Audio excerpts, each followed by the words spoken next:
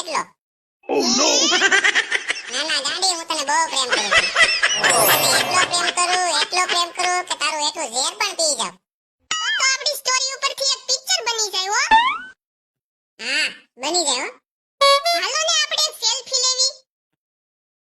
એ મારા ગાલ તો જો કેવા મસ્તીના લાગે છે. મસ્ત જ લાગે ને, નકરા માખણના લોંડા જ ભર્યા છે. તમે પણ રાજામાં ઠોકરીને સીકની પાણીપુરી ખાવા લઈ જાજો હો. એ હા સાસુમાં.